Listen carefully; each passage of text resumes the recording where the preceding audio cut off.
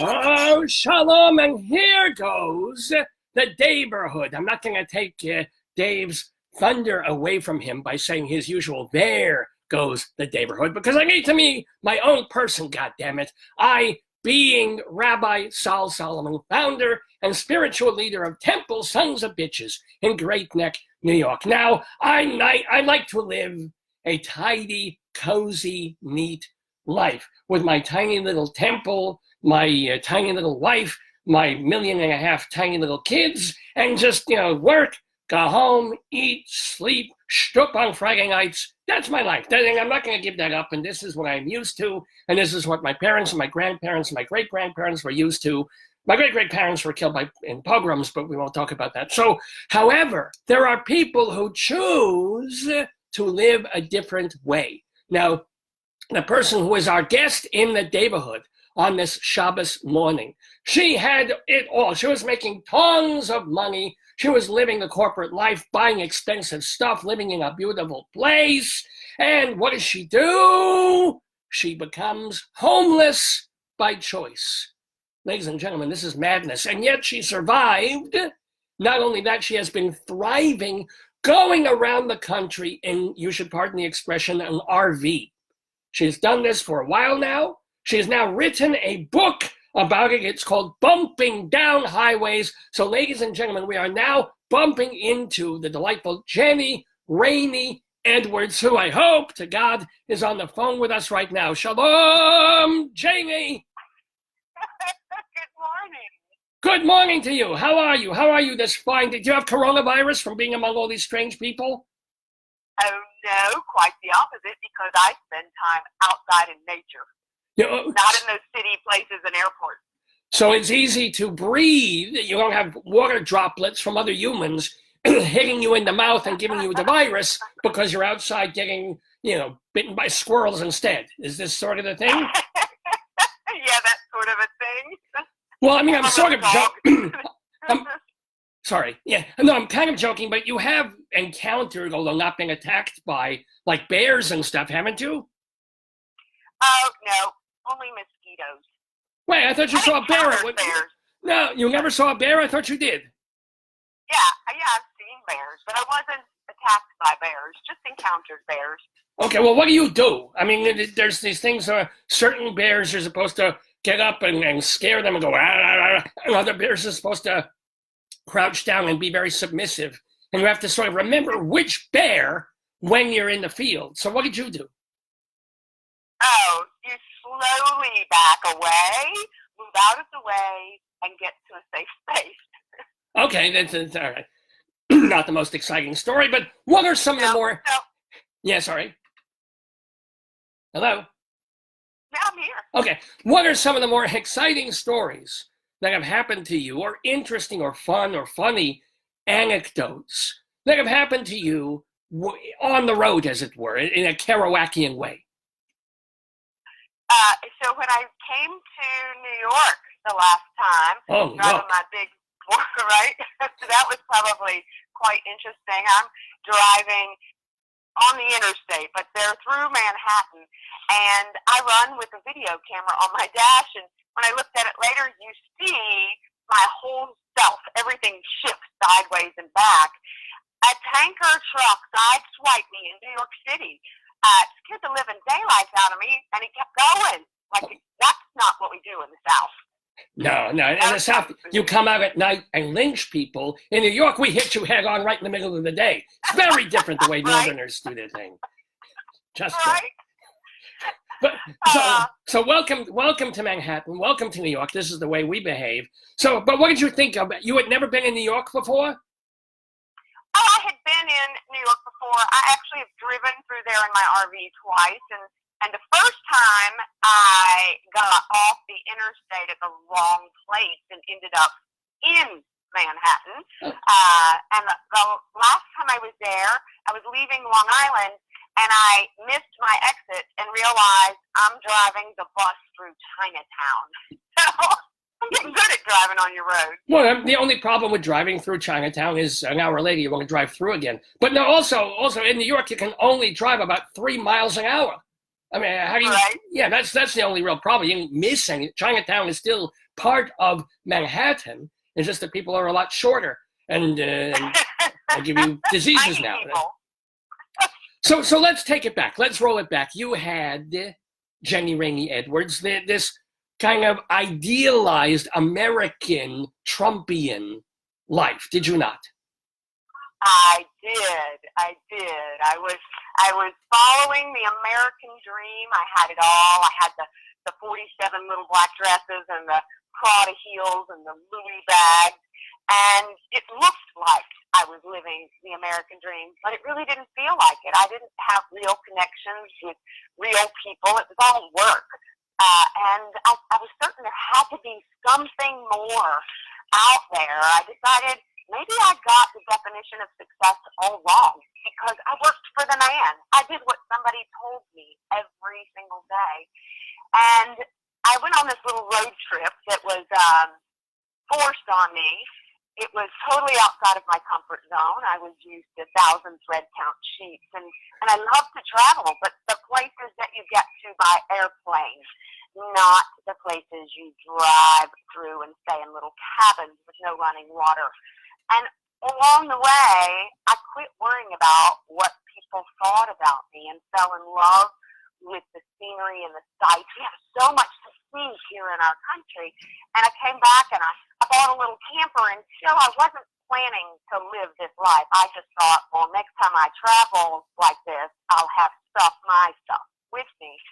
And I fell in love with RV life. I found a community of people that didn't care what my religion was. They didn't care what my job was, how much money I made, my political preferences. They didn't care about any of that. They only cared about spending time with me, with each other, with sharing their stories and helping people. Well, here's the deal. Wait a minute. But what I want to understand, Jenny, is that, may I call you Jenny? Oh, absolutely. Yeah. What is your Hebrew name? You're not Jewish, but what is your Hebrew name? Do you know? I don't know. We'll have to find that out. My best friend is Jewish. I'll have to ask her. Some of my best friends are Jewish, too. Yeah, most of my best friends are. But anyway, so Jenny, I'll call you Jenny to Jewify it a little bit. But here's the deal. Okay.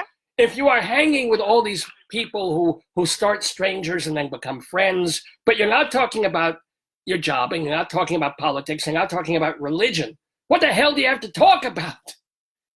Where we're going next, the places you've seen, our children, our families. What's for dinner? We eat together a lot.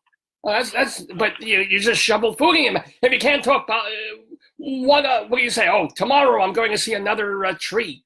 Oh, how exciting! I mean, what is there to say? Oh, see the painted desert, or Yellowstone, or the Grand Canyon, or we're going in search of a waterfall that's hidden back in the woods that no one's been to. Now, let me ask you a question, though. You mentioned family. You have a child, several children. What do you got?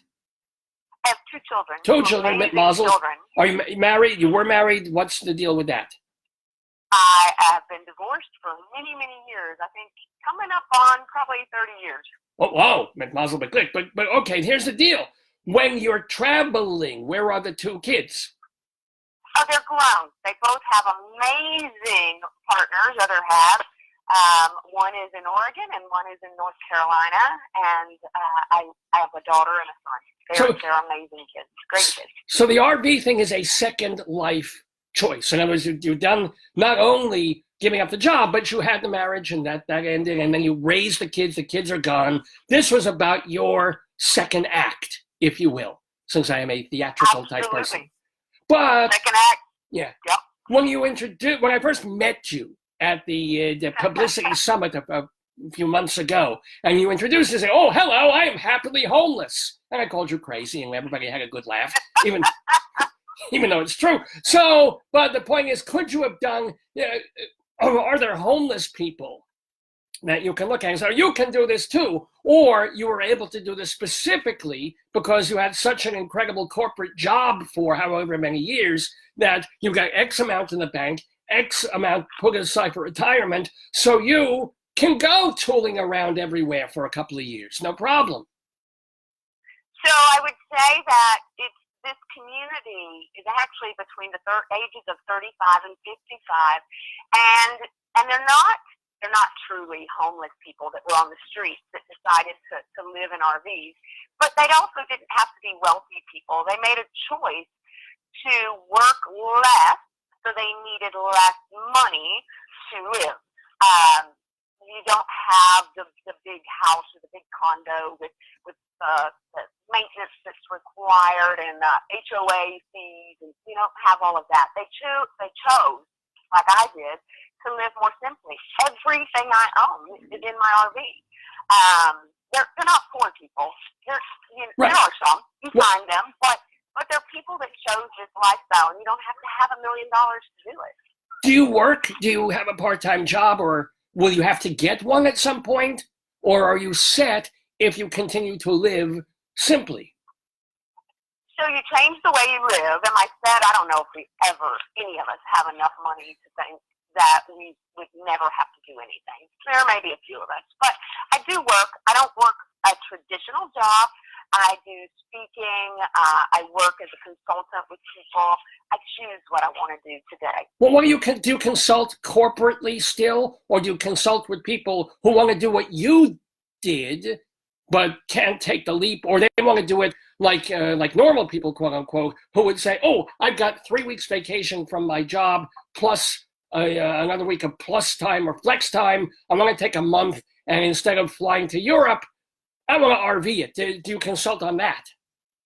So I do some of that, and I help them rent an RV if they don't have an RV, and I help them plan their trip. So that's a lot of fun.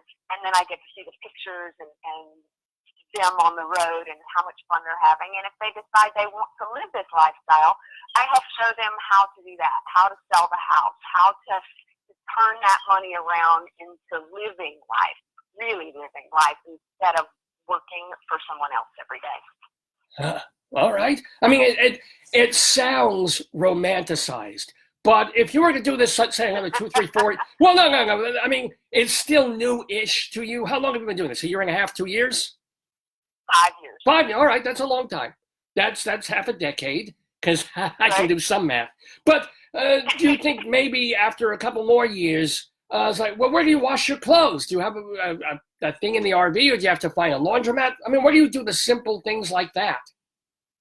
So we have washers and dryers in the big RVs, but they're very small and they're not very efficient.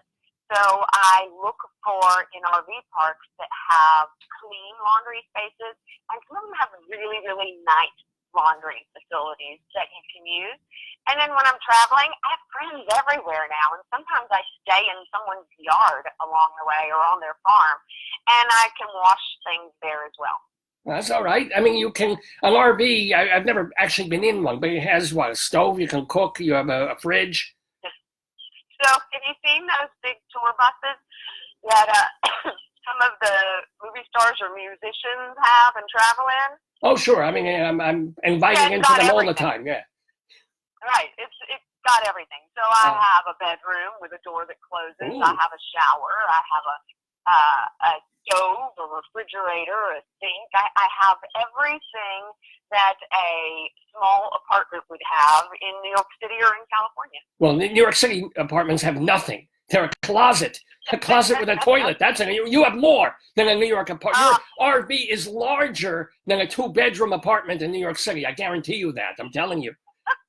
But here's the deal. Let's get personal. Let's get naughty. You've been on the road for 5 years, going around in your little RV with its private bedroom. Have you had any romantical kind of encounters? Any boyfriends along the way, or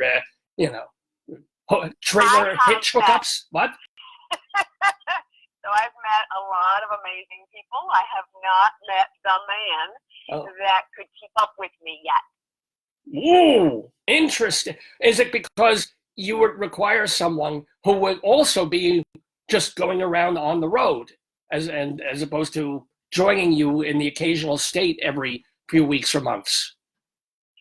So they wouldn't have to. I don't know that I'll travel forever. I love it, but that's not a requirement. It's just I love to get outside. I love to go hiking. I love going canoeing and kayaking and paddleboarding. I love nature, and I love being active. And so the men that would be my age, they're still working too hard. They don't have time for all that. That makes sense. Can I ask how old are you? Are in your 50s at this point, or still 40s or 60s now? And you don't have to ask. Anybody can ask my age. My birthday was last week, and I turned 52. Mit Mazel, mit Klick, and happy Yom Holedet Sameach to you. That's Jewish code. It's the way we talk to each other in my tribe. But happy birthday to you. And here's the deal also. One thing that when people turn in their 40s and 50s and 60s, they get a little nervous about their health, and they have a GP, a doctor that they go to. What happens to you? I mean, do you have a doctor that you kind of go back to every couple of months to make sure you're in that particular region? Or do you just say, I'm not feeling well, I'm going to find a doctor locally? I couldn't even tell you the last time I didn't feel well. I eat right, I eat healthy, I spend a lot of time outside, I get a lot of exercise, and I stay active. And so I couldn't even tell you when I was sick. If I got sick, it's been a few years ago, you go to wherever you are. You go to a doctor wherever you are. Now, in terms of, you've written the book, it's called Bumping Down Highways, and it's published by Simon & Schuster. There's actual, still real old publishers out there, and they published your book, right? Mit Mazel, mit Glick. So was it, when you started doing this, did you just keep a journal, and then or did you suddenly have to remember, when you decided to write a book and compile it, you had to go back and remember things that happened 3-4 years ago? What was it? I journal every day, and along the way, every day, when I stop, I write. When I leave in the morning, I write down, what the temperature is, what the time is, what the weather's like, what I see, what I think, what I feel. And so I write every day, and then, like I said, I travel with a camera on my dash, so I have all of that, and then I post on social media, so I have all of that. And I didn't intend to write a book. People kept saying, from reading my posts and my travels in the beginning, you should write a book, And I thought, I'm not an author. And I started having this dream, and it was just voices. I never saw any faces. It was just voices saying, write the book. And I ignored it. That's schizophrenia, by the way, just if you're wondering. So one night, after coming back, the dream kept coming back. I got mad in the dream, and I yelled, I don't know how to write a book. And one voice said, you didn't know how to RV either, but you did it anyway. And I woke up, and I thought, okay, I'm listening. And that very day, that morning, when I got on the computer and I opened Facebook, there was a post there, bestseller blueprint, free webinar today at 3:00, limited space. That was Jack Canfield. Oh, the chicken soup for the, right. Nothing better than chicken soup. The chicken soup for the soul guy, yeah. Yeah, and so I thought, okay, now I'm really listening, because this is all happening at the same time. And I got on that, I signed up, and I was on there, and then ended up finally getting to meet Jack. And Jack said, you should definitely write the book. And he connected me with Chris Harrison, which you've met, right. And he connected me with Deborah Englander, and he said, there's a woman that's in publishing. Maybe she can help you. Because I still was refusing to write the book. I didn't want to self-publish. Everybody, including Jack, said you'll have to self-publish. First-time authors don't get publishing contracts. Everybody thinks they're a writer, and I said, then I'm not writing a book. So Deborah Englander heard my story. She said, write it. We'll figure it out. I wrote it in 2 weeks. 21 days later, I had a signed, not just signed, but signed negotiated publishing contract. So I think I was supposed to write a book. You hit lotto, ladies and gentlemen. In some insane way in your life, you hit lotto.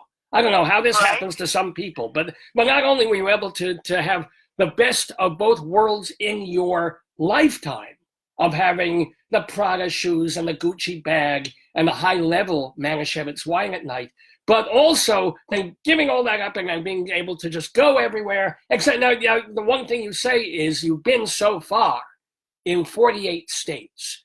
How are you going to drive to Hawaii if you want to do all 50? Oh, so it's been 47 states, and I'm going to finish all 50.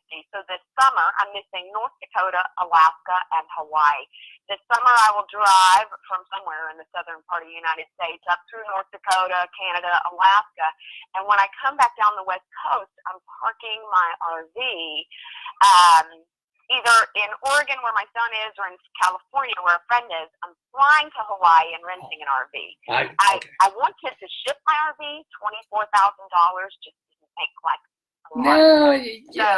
No, I don't. Yeah. No. What happens, by the way, have you ever had RV, I mean, if you're driving hours and hours and hours a week, have you had blowouts, God forbid, on the tires? Have you had to have it fixed? Did it stall anywhere? I mean, what do you do when that happens, if that happens? So I've never had a blowout yet. I expect to have one in Alaska, they tell me. I may have several. But I have had problems. There's always something that goes wrong. I mean, it's like driving through a hurricane. You're driving through high winds, you're bouncing down or bumping down the road, and stuff always goes wrong. My biggest problem, I've had slide issues where the part of the RV comes out on hydraulic slides to give you more room inside. I've had self-leveling jack issues. But when I have a problem, people are always there to help me. If I'm in an RV park, the people around me help me, or they give me someone to call there are a lot of people that do mobile RV repairs, so I have somebody to call to come fix it. But most of the time, it's the people around me. Facebook is incredible. I'm part of some groups, and if there's something that I can't figure out how to fix or there's no one around to fix it, I post the problem, and people have walked me through it. Wow. I mean, I learned how to do a lot of stuff. Do you subscribe to the notion, Jenny Rainey Edwards, do you subscribe to the idea that people are basically good? It almost hurts me to say it, but do you think that people are generally good? I think they are. I think that there are bad people everywhere, but I think that there are more good people than bad people, and if you give people the opportunity, they'd rather help you than hurt you, most would. Huh. I mean, that's a pretty, to go across the country and discover that. And then especially when the media tries to make it look like we're all so incredibly polarized and we all hate each other and we can't talk about anything anymore without it coming down on one side or the other. And then, you feel this way about religion and this way about abortion and politics. And you're just saying, yeah, if you leave all that aside and you just ask for help from somebody, they're going to help you. And probably more help than you even ask for, just because they're basically decent human beings. This is true. This is absolutely true, and a lot of times I don't even have to ask. I think there's a story in the book about having a problem with my steps in my RV at a gas station. So the steps that come out of your RV are electric. So when you open your door, they automatically come down. Well, when you close the door, they're supposed to come back in. And here I am in some podunk town in somewhere, USA, and I am on the ground, laying flat on my back under the RV with my flip-flops and my pink toenails sticking out. And the next thing I know, I see cowboy boots outside. And he says, "Ma'am, do you need some help?" And that happens everywhere. If someone sees me doing something, somebody shows up to help me. Has the shoe been on or the flip-flop been on the other foot? Have you come across people in some kind of trouble along the way, or I got real even minor trouble, and help them? Absolutely. In the beginning, I couldn't because I didn't know what the heck I was doing. But now I do it all the time. I see people coming in, and it's their first time RVing. There was a woman just about 2 months ago in an RV park in Jacksonville, Florida, and she was driving a truck pulling this massive RV that was hitched into the bed of her truck, and she had asked someone at the office for help. She said, "I've never done this. My husband and I bought this. We went on one trip, and he passed away, and we already had this reservation, and so I had somebody hook me up, but I don't know how to park it." This thing was probably 45 feet long behind her truck. And so I was able to help her get it parked. I didn't park it for her. That didn't do you any good. But I was able to stand there and continue to tell her, "You can do this, you can do this," and get her in to her space. And it was so incredible to see her little person jump out of this great big truck and be so excited that she did it. And so today, if something's broken, I help people fix it, or if they just need help connecting or need to learn something, I'm there to do whatever I can. Let me ask you, as someone who now has been spending 5 years on the road in this RV life, what would be helpful for, let's say at some point there is a big infrastructure project in America. They take all this money, supposedly, if there is money, if the stock market doesn't crash, and instead of dealing with the wall and education doesn't need money, people are stupid, but they want to take money and rebuild American infrastructure. What would be helpful to you and people like you for folks traveling the country? What would, when you go, what's difficult for you that could be made easier by either the federal government or local governments or wherever you are? So there aren't enough RV parks in the country. Used to, I could just take off with no plan and no schedule, and halfway through the day, I could call whatever was near on my map and get a spot.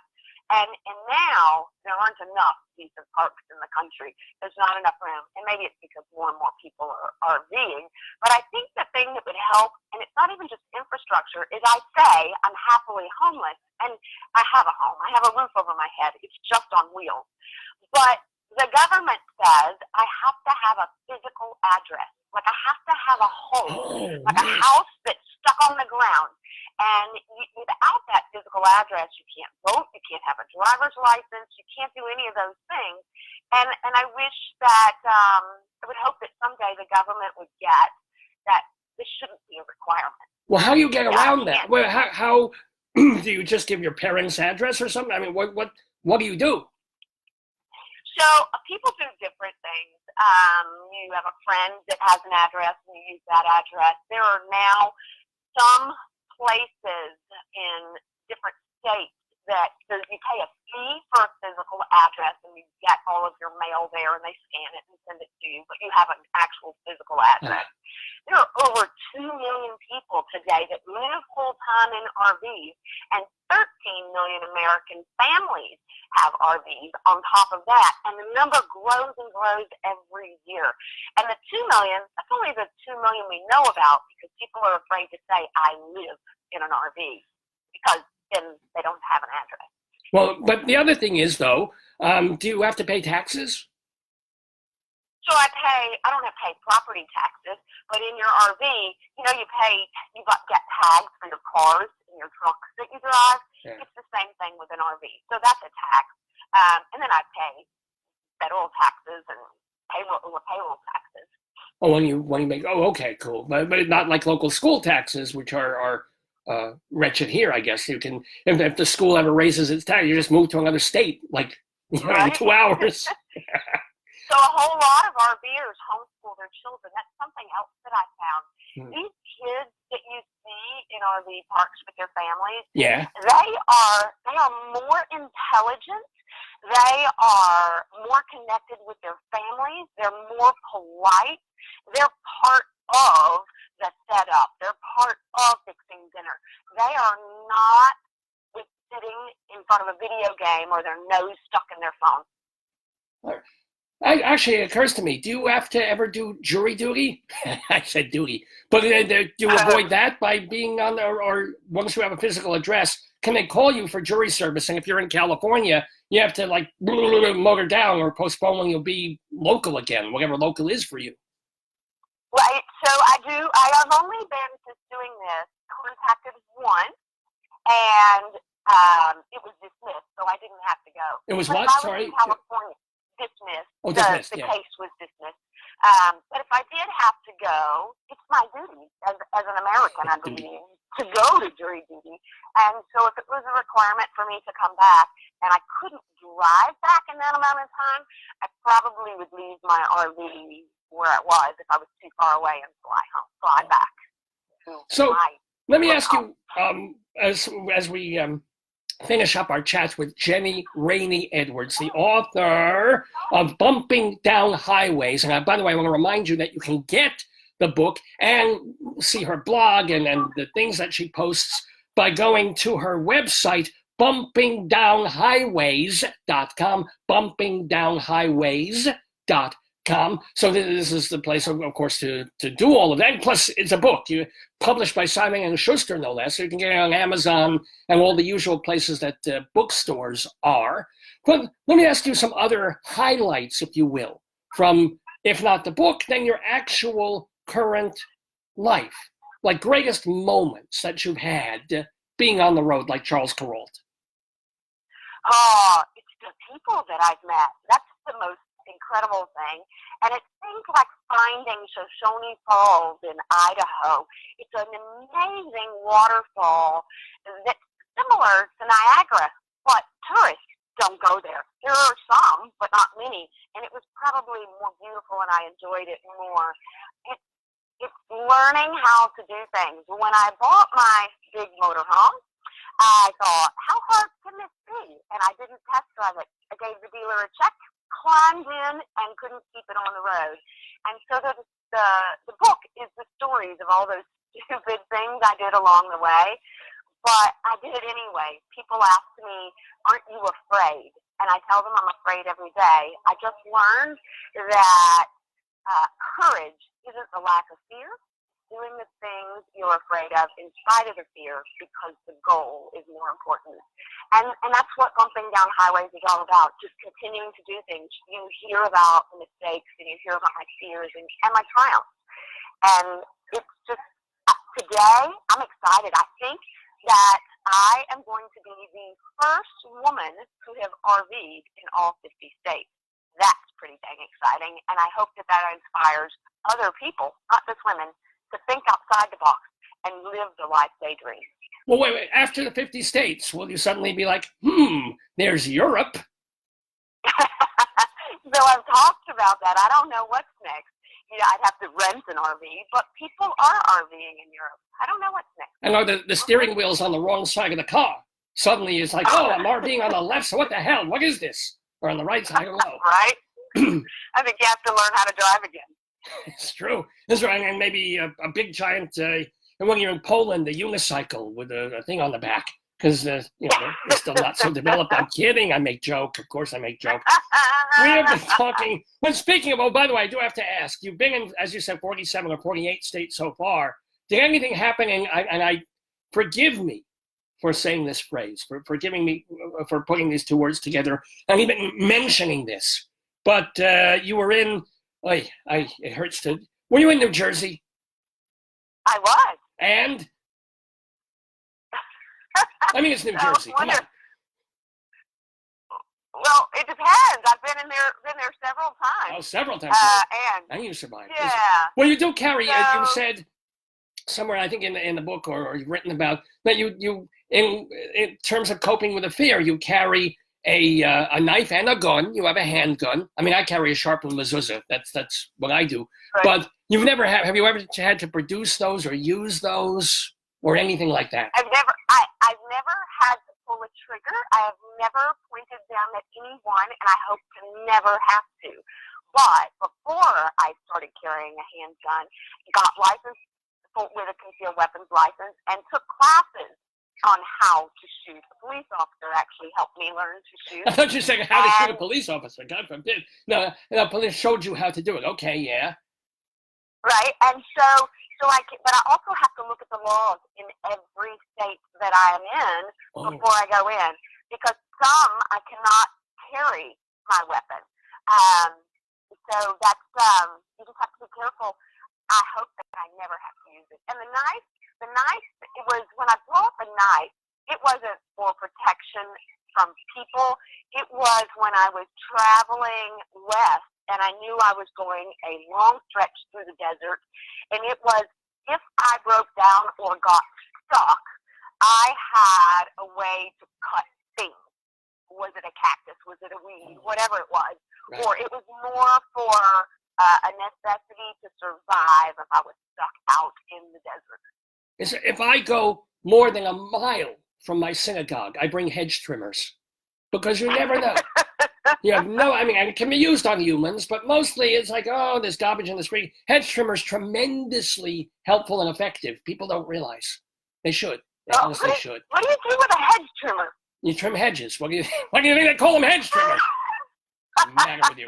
We've been talking with Jenny Rainey Edwards, the author of Bumping Down Highways. Last question for you, JENNI, if I may call you that. You have a quote.